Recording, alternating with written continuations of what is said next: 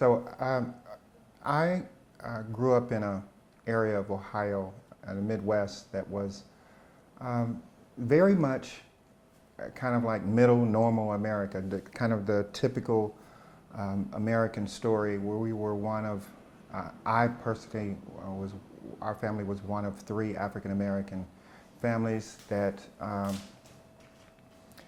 grew up in a pretty much a middle class neighborhood, had the benefit of a great education, parents who were really concerned about my well-being. And typically you hear stories of someone who's been incarcerated, and especially 2 incarcerations, 20 years, and you make all kinds of assumptions about what their history must have been, what their childhood must have been like, and the fact that we generally assume there's been a lack of parental concern and certainly presence. None of that could be further from the truth in my case. I had great parents, and I knew clearly right from wrong. I had the benefit of a good education. I was always a young person who found academics easy. And I was an athlete. So there were none of the indicators that would have suggested that I'd end up so far astray, so far afield in my own journey. But you know, I grew up during a tumultuous time in American history. It was on the heels of the Civil Rights Movement, and there was the emergence of an organization called the Black Panther Party for Self-Defense. I became enamored of the organization when it began its activities in our community. And my thinking about the world basically radically changed. The more that I was exposed to the idea that things weren't as I was, that in my environment it reflected. That wasn't the whole world. That there was a lot of people suffering in ways that I had no consciousness of. And I think being young, very impressionable, 12, 13 years old, being exposed to ideas that were ideologically challenging to the status quo, and not having a sense of, not really having the maturity intellectually or emotionally to make healthy decisions about what to do with that information. For me, I became increasingly angry. And my anger turned into delinquency. And that delinquency is what led to me committing a robbery. I had no reason to commit a robbery. And it was a robbery of a drugstore. I didn't use drugs, but I thought that it was, for me, it was just kind of attacking the system, being anti-establishment. I justified it in all of those ways. What'd you take? We took Class A pharmaceutical drugs. And the idea was that we could take that and make it, sell the drugs and make some money, and just be reckless, actually, quite reckless. There was no deep thought about the consequences, the implications. And, but the motivation was my own anger and frustration and just ignorance on a very personal level. And a rebellion against my parents. I must also say, this notion that somehow they knew best, and my being challenging of that. And you know, by the time I committed this robbery, I was 17 years old. And when you're 17 and you're a young boy, you make this great leap of faith, and you actually declare yourself a man. I was a kid, and I was adjudicated as an adult, sent to prison. And I can just tell you, nothing in my life could have ever prepared me for what I was about to face. What'd you face? They called it gladiator training. It was a very violent, brutal brutish environment. And I had no idea of how violent I could become. I don't think any of us really know until put in a situation where your life is at stake with every decision you make. And you're in the midst of an environment where there are seriously predatory individuals, men, who had no conflict with being predatory toward a young boy, a child. And I'm not saying that's the whole environment, but when you encounter it, it changes you. It challenges you to ask yourself really deep questions about who you are and what you're capable of.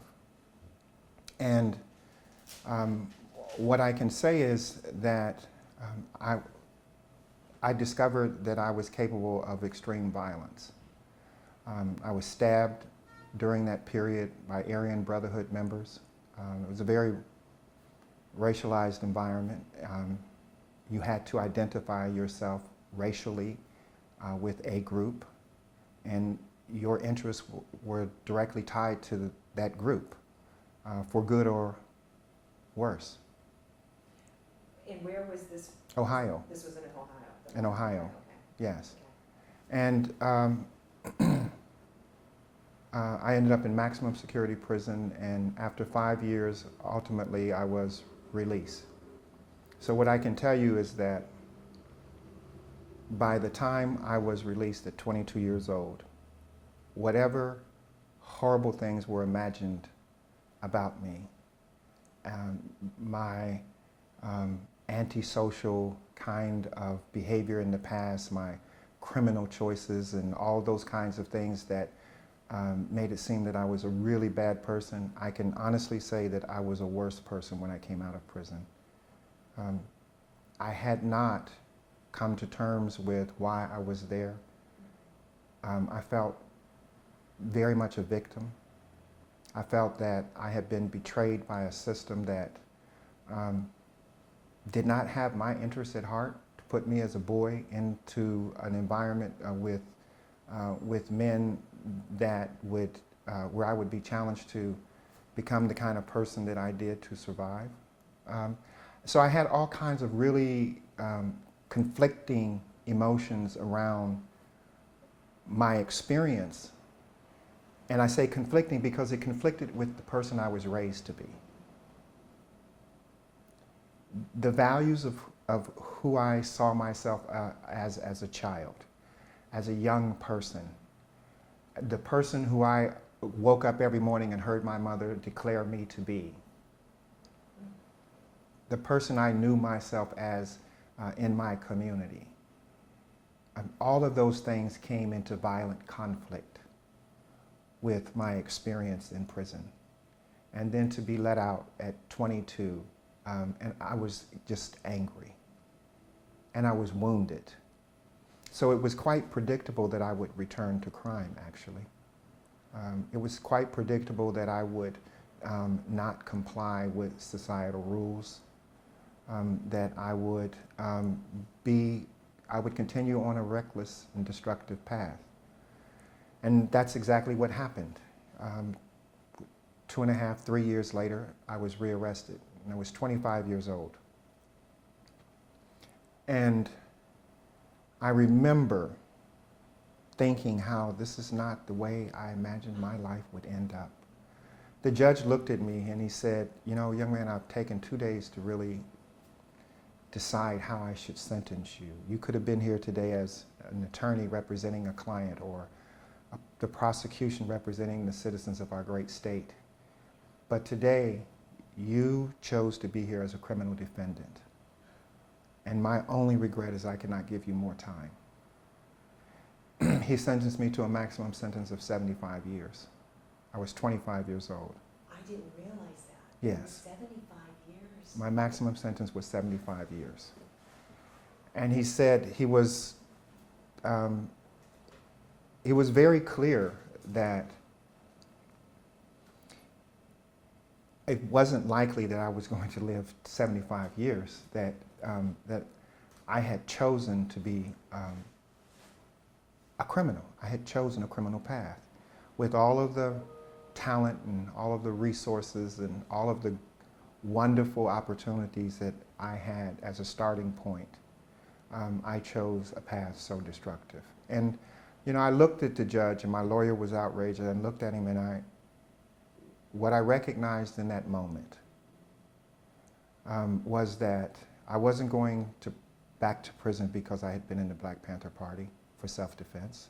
I wasn't going to prison because I had made a mistake. I was going to prison because of my choices. And that clarity, that epiphany, changed my life forever. How so? Because there was no one else to blame. That finally, I was liberated from the need to even have, I didn't need to be a victim anymore. I actually recognized that, and this was the really deepest level of discernment for me. I realized that my choices had constructed this situation. Imagine if I made different choices, what else I could construct. Imagine if my choices were powerful enough to actually have me back in front of a judge on my way to prison, which was my worst nightmare. But I actually had made choices that drove me in that direction. And I was unconscious to a great extent of the impact and consequences of those choices. Imagine what would happen if I became conscious and intentional. Imagine what could change if I recognized that I had more power than I ever imagined. That in fact that I have some control over what my life could look like. Did it seem out of reach? It seemed very much in reach for me because I was faced with the rest of my life in prison. He said to me, now there's a remote possibility that you'll change, and if that should happen, you could be eligible for a parole hearing in 15 years. And I looked at those two options, dying in prison or finding a way to be eligible for parole in 15 years. And that was my goalpost. Making choices that would reflect my readiness for release in that 15 years, as opposed to continuing my reckless and self-sabotaging behavior in prison, which is completely normalized, and do something different. So I decided to do something different with my life. And I recognized that at 25, it really was up to me. No matter who I blamed, I was still responsible for what would become of my life. I went on to earn my bachelor's and master's degree from Boston University. I wrote the manuscript for my book called The Psychology of Incarceration. And the premise of the book is simple. Prison is a metaphor for self-imposed limitations. And the majority of people who are in prison actually will never see the inside of a jail because we engage in socially sanctioned self-imposed limitations. We walk around and for no other reason than our zip code or sometimes the color of our hair, sometimes something as frivolous as someone's weight. We make all kinds of ridiculous assumptions about people that reflect our woundedness, not theirs, our personal woundedness. And so that for me was the clarity that I got about my own circumstance. And much of this was also informed by my reading and study of Viktor Frankl in Man's Search for Meaning and his experiences as a Holocaust survivor and how being incarcerated under genocidal terms, I mean, they were being exterminated in Nazi Germany. And he's writing this enlightened analysis of what life looks like under those circumstances. And I'm reading it, grappling with my own journey to see the connection And what was clear to me is that he makes the point that our ultimate search in life is for meaning.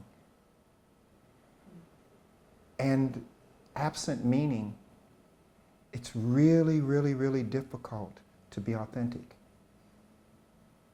And so I looked at my life and I realized I could, despite my circumstances, I had the capacity to be authentic, to really give deep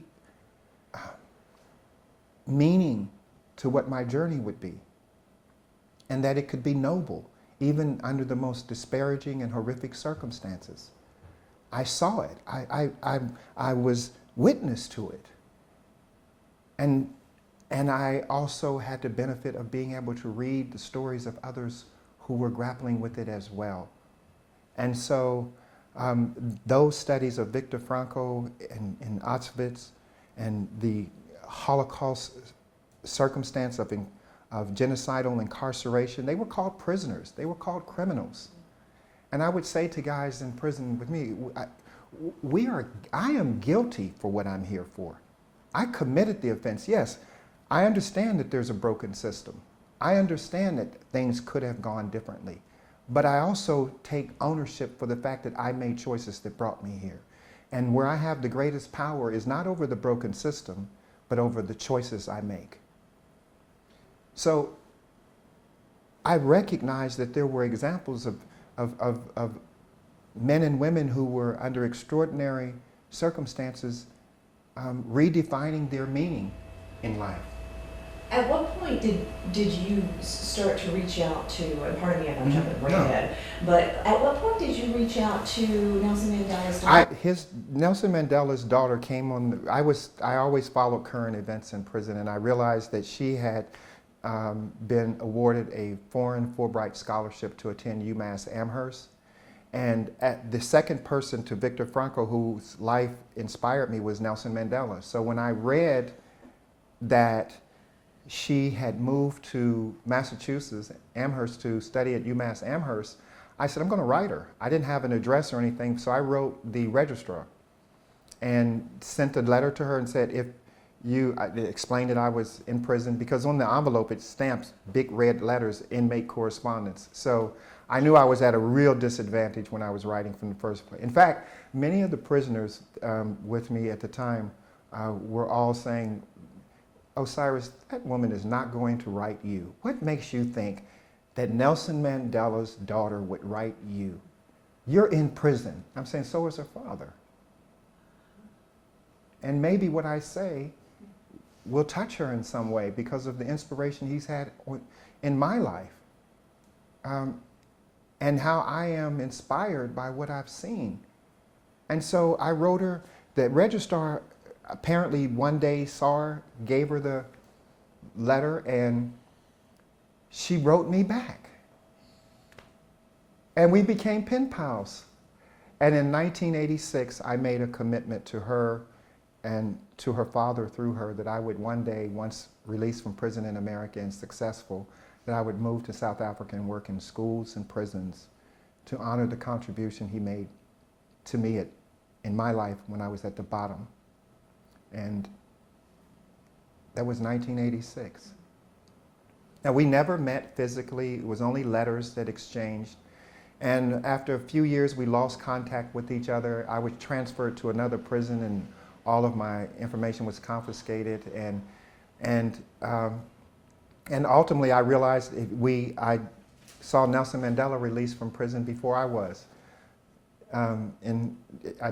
He got released in 1990, and so I've served another several years, and in March 1st, 1999, I was finally released from prison. I was 40 years old. That's right, so he would have gotten out before you Yes. did. Yes.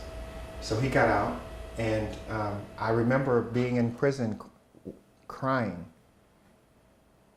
I remember it. I cried the day that he got out. I was overwhelmed. Did you think that you were going to get out by that point? Did you think you were going to be up for I was absolutely convinced that I would manifest my freedom. I was absolutely convinced that I was going to manifest my freedom, because I started doing it internally. Mhm. And that's where it's, for me, the transformation took place. Well, okay. So fill in the gaps for me here. So you get out, Yes. and then do you try to find her again? Yeah, well, so I had completely lost contact with her. I got out. You hear all the stories about no one will hire you, no one's going to give you a second chance. You've been in prison, and for 20 years, your whole adult life is gone. I was 40 years old. I mean, 20 years, my whole adult life spent in prison. Not much was expected of me. But I realized that actually I was quite well prepared for this new challenge. And I had been preparing for many years while I was in prison, because while I was in prison, I realized I actually was incarcerated long before I was arrested. Because the source of my incarceration wasn't the cell or the prison or the arresting officer. It was my own self-defeating beliefs. It was my own choices. It was my own self-perceptions. It was the things that I had internalized that defined my incarceration. My epiphany was that I could get out before I was released. And that is to say, I could transform the source of my incarceration by making better choices, by being more positive, by looking for the high ground, by finding ways when there seems to be no way to be positive. And then that became my discipline. It became my practice. It became my religion. And so getting out of prison, I didn't go out looking for a job. I went out and I put my resume together based on my whole prison experience, earning my master's degree and all of that. And I went to places and offered to volunteer where they were doing work I believed in. And the reason I went to volunteer, for example, I went to the Urban League in Dayton, Ohio, and they had a program where they were trying to identify the fathers of children who were in poverty as a consequence of the absence of the fathers in the single-parent household. So there was an initiative, federal initiative, to try to identify some of those fathers and offer them resources so that they could come back into their children's lives. And the program was having difficulty finding the men. I went and I volunteered. I had read about them online. I sent my resume in, and I met with the president and CEO, Mr. Willie F. Walker. He looks at my resume, and he's saying, he's SOCF. He said, what is that? I said, Southern Ohio Correctional Facility. He said, NOCF. He said, what is that? I said, Norfolk Correctional Facility. He said, prisons? I said, yes, sir. He said, were you a deputy warden or something? I said, no, sir, scholar in residence. And so he says, scholar in residence? I said, yes, sir, inmate 211402. He said, like a criminal? Like a criminal inmate? I said, yes, sir, that's the footnote. Let me tell you what I did with it. When I got through, he asked me if I could talk to his son, who was getting in trouble. See, you never know. You never know.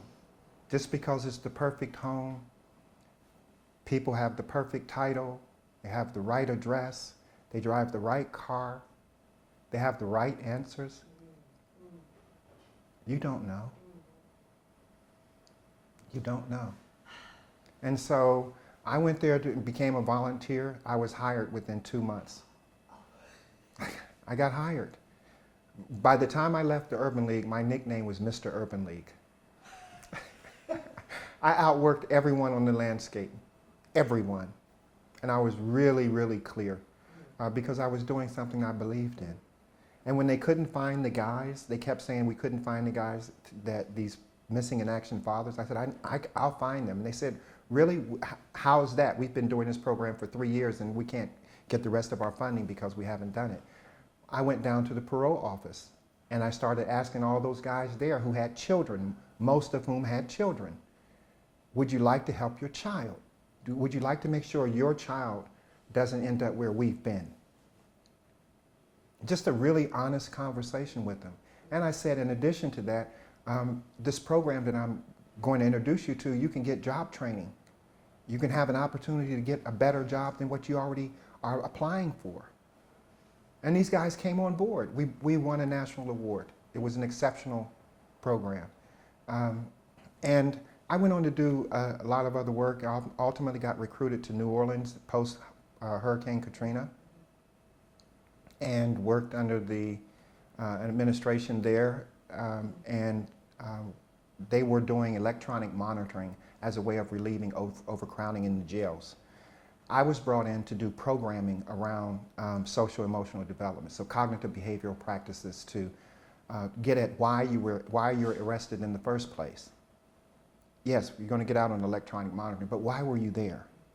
Let's ask that deeper question. And what is it that you need to do differently to make sure you don't end up in harm's way again? And so that work, while there in New Orleans, extended into schools with the Recovery School District. I worked in multiple schools, had contracts with them to provide what was called Positive Behavioral Interventions and Supports, PBIS, which is a behavioral approach to discipline, a positive behavioral approach to discipline in schools. That went really well. And a friend from New Orleans who had been going to South Africa for 10 years asked me if I would go with them to be a business point person to create a sister city project. Now, wait a second. Did he know that you had? He had no idea. He had no idea. He didn't know a thing about that. And it wasn't even on my mind. I had been so busy. I'd been just living a really rich, full life. And so when I was invited, a group of us went. Now imagine this, Wynton Marsalis, John Batiste. I mean, these are legendary jazz artists. All of us go to Johannesburg, South Africa. And I'm responsible for helping to create a sister city project. And we met Hugh Masekela. I mean, just legendary jazz artists, world-renowned jazz artists. And after we're there for a while hanging out, I wanted to go to a couple schools. And so I asked a friend to take me, a guy I met, to take me to this couple schools. He took me to a rural community where there's a school. It was just, I was just really moved by what I saw in terms of the young people there seeking to learn under really dire circumstances. And then he took me to a prison that was not far from where we were. And I went into prison and I was standing there talking to this group of men, and I had an epiphany. I'm actually here for a commitment that I made in 1986. I had such a visceral sense of clarity about my life in that moment. It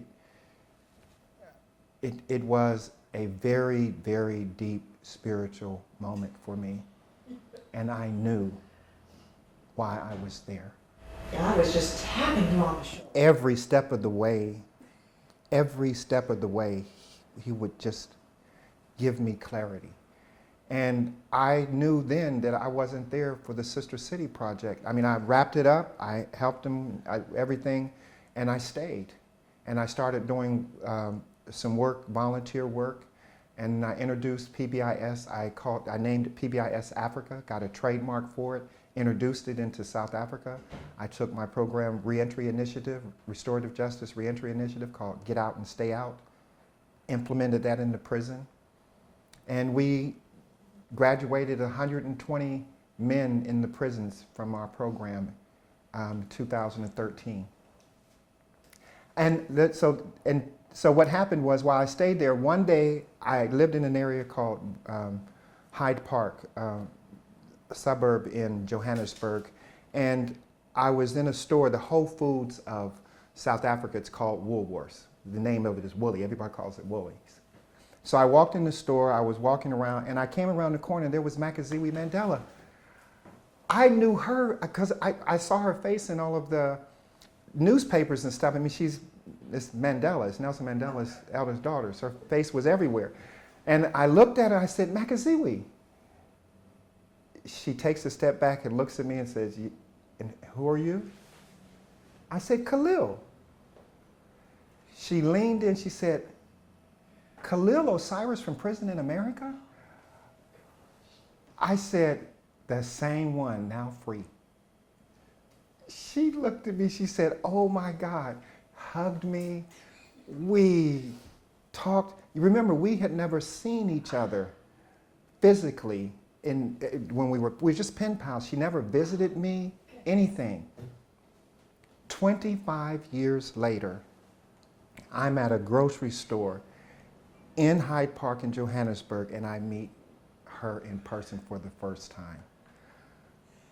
So after we hugged and talked for a couple seconds and all of that stuff, and said how happy I was to be here, and I just said bye. I left. I went on. I didn't try to exchange numbers or do anything because I had resolved I'm there to do this work in these schools and prisons. And after about 4 more times, this happened about 3 or 4 more times. I was in the store. She was in the store. And the reason we didn't realize is because we lived in the same community. We lived 2 blocks from each other. We lived 2 blocks from each other. This was the most unbelievable thing. And so finally she said to me, she said, let's go to lunch. I need to figure out what you're doing here. Yeah, I mean, did you tell her? I told her. I told her. On the promise. I then told her. Because I just didn't want to be in line with people pandering to the family and all of that. I just wanted to do it. I had made a commitment to myself that I served 20 years in prison, and my goal was to come out of prison and serve 20 years of no complaining, no whining, doing the work that I truly believe in, and let the record speak for itself. I wanted to show what could happen if you made different choices.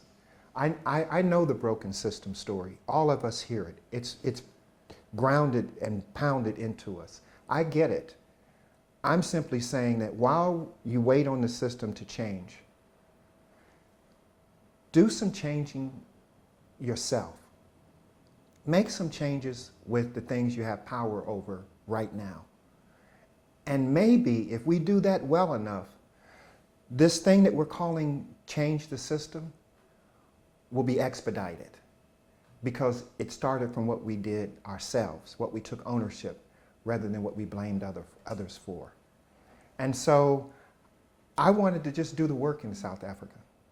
And I was determined that that's how I would do it. And it panned out to be correct. And ultimately, I became an advisor for her family. I'm now member as Kevin of the House of Mandela Family Foundation Board. I remain an advisor for their for-profit initiatives here and creating employment opportunities. So it has been a charmed life in the most unexpected way. There's no way I could have predicted, or I couldn't have planned it to be this way, but what I do know is my choices were always at the center of how it turned out. And recognizing the thread through all of it is the thing that I'm most inspired by in terms of where our humanity comes to points of shared truth, shared power, shared meaning. So what do you want to see happen here in Northeast Florida? I just love this. When I got invited here to Jacksonville, I was just so inspired by this city. I think that the square root of life is relationships, and the square root of relationships is communication.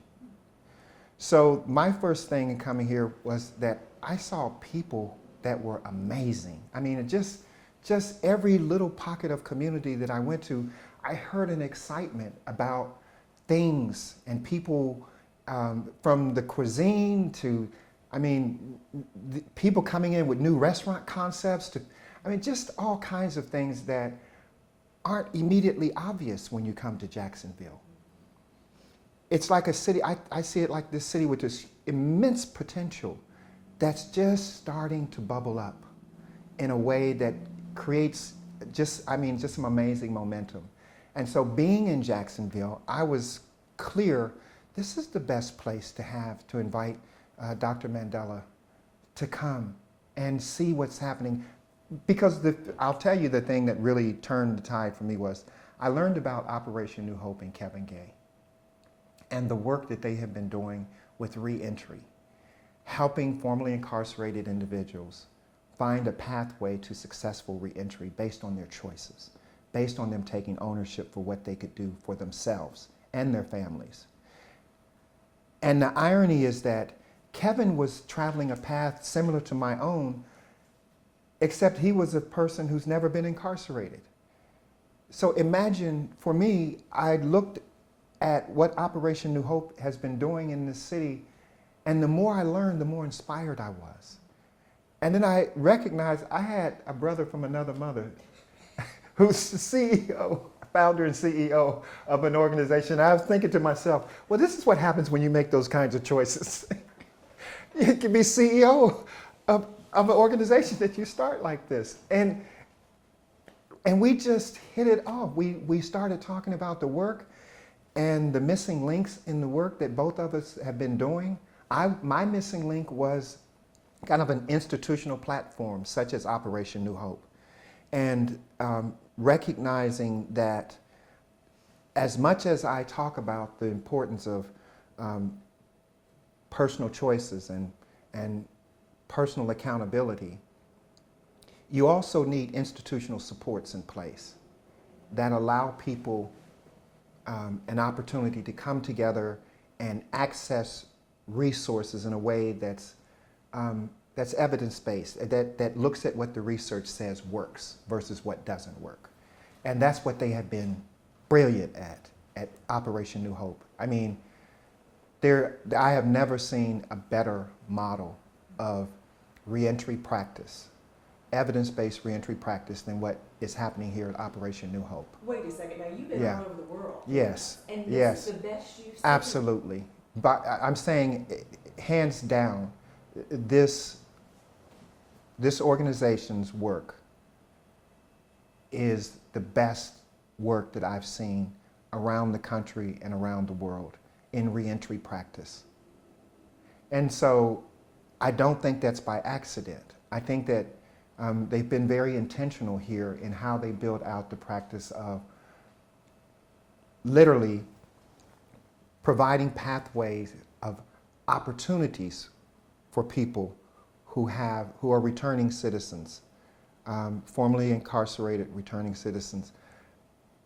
There's a part of this that we have to recognize. The most I can do for any person is provide an opportunity. That's where it starts. If the opportunity exists, the person themselves have responsibility to prepare themselves to take advantage of the opportunity. I cannot force you to stop committing crimes. What I do know is that those of us who have committed crimes, if we want to really reduce the prison population by 50% or 90% or 100%, the best thing that we can do is not commit any more crimes. Imagine that. In other words, the power is not in someone else's hands. The power is in our own hands. If I'm living in a community that is a poor community by social standards, I know that it could be a rich community in the context of spiritual and moral standards. It doesn't have to be spiritually or morally poor because it is socially and economically poor. The two don't necessarily go together. But I understand how people will oftentimes link them, conflate these issues. What happens typically when you conflate them in that way is that you miss seeing the incredible genius and power and opportunity that exists when people decide to take their own interest in their hands and act in ways that reflects their best interest. I always say, Margaret Mead said it best, never doubt that a small group of thoughtful, committed citizens can change the world. Indeed, it's the only thing that ever has. So I'm convinced that we who have the opportunity to make better choices, we have the greatest opportunity to reduce recidivism. Those of us who have been incarcerated. Kevin and Operation New Hope have provided the platform and the resources for those of us who make that kind of decision about how to change our lives and help our families and our communities so that they feel safer, so that they feel that their lives matter. Something as simple as that. So I just am delighted that I have an opportunity to be partnered with an organization like Operation New Hope and have a friend, someone who I have now as a friend in Kevin Gay, and just the immense work that we've already committed our lives to. And somehow you got Dr. Mandela and her daughter to And her come two, here. both of them to come here. Because they're very dear friends. And she knew when I told her about Kevin's work, Operation New Hope, and what's happening in the reentry space, because I didn't want her father, like I could have celebrated Nelson Mandela International Day in other places, doing other things. And I know what those observances are like. We wanted ours to be different here in Jacksonville. Jacksonville is a city of second chances. That's the message that we have. Jacksonville is a place where there's this amazing work happening below the radar. We want to lift it up. And we want to say that the best example, one of the best global examples of reentry was Nelson Mandela himself. That's why we say from prisoner to president, because he embodies it. And what he did inspired me, and it's what I've done.